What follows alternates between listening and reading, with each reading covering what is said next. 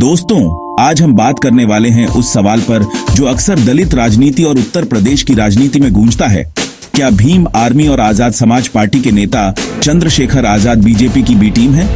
ये सवाल सिर्फ अफवाह या विरोधियों का आरोप नहीं है, बल्कि कई बड़े राजनीतिक समीकरणों और घटनाओं से जुड़ा हुआ है। तो चलिए गहराई से समझते हैं।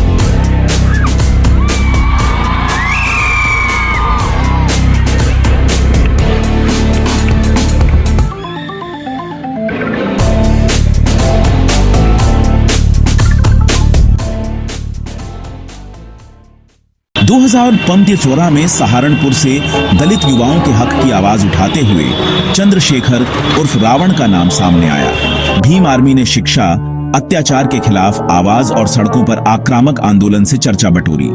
सहारनपुर दंगे 2017 के बाद उन्हें जेल भेजा गया। यहीं से उनकी छवि दलितों के नए नेता की बनने लगी।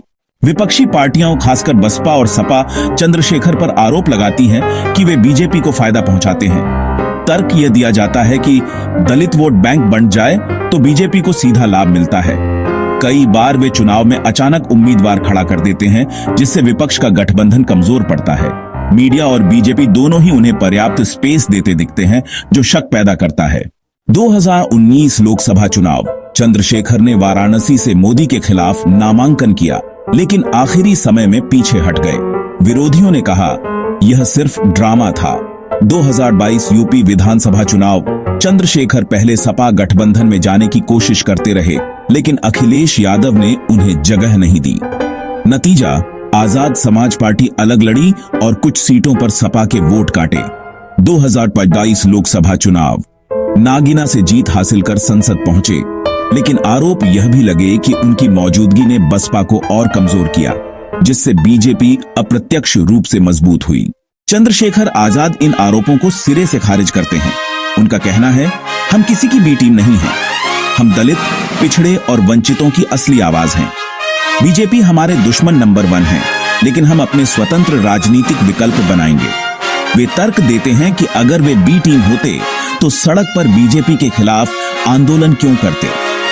CA/NRC के खिलाफ, दलित उत्पीड़न के खिलाफ और सहारनपुर हाथरस जैसे मामलों में वे सीधे टकराव में नजर आए।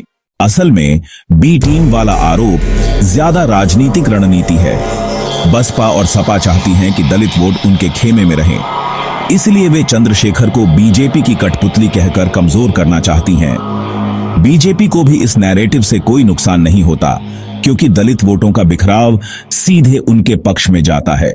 चंद्रशेखर खुद इस बीच स्वतंत्र दलित नेता की पहचान मजबूत करते जाते हैं। तो दोस्तों, क्या चंद्रशेखर आजाद सचमुच बीजेपी की बी टीम है? आलोचक कहते हैं हां, क्योंकि उनकी राजनीति से विपक्ष को नुकसान होता है। समर्थक कहते हैं नहीं, क्योंकि वे हमेशा बीजेपी की नीतियों के खिलाफ खड़े रहते हैं। सच्चाई शायद यही है कि चंद्रशेखर आजाद अभी दलित राजनीति के सबसे बड़े डिसरप्टर यानी खेल बिगाड़ने वाले खिलाड़ी बन चुके हैं, और जब तक वे बढ़े दलों के साथ खुलकर गठबंधन नहीं करते, उन पर बी टीम का आरोप लगता ही रहेगा। अब आप बताइए, क्या आपको लगता है कि चंद्रशेखर आजाद वाकई बीजेपी की बी टीम है या एक स्वतंत्र दलित नेता?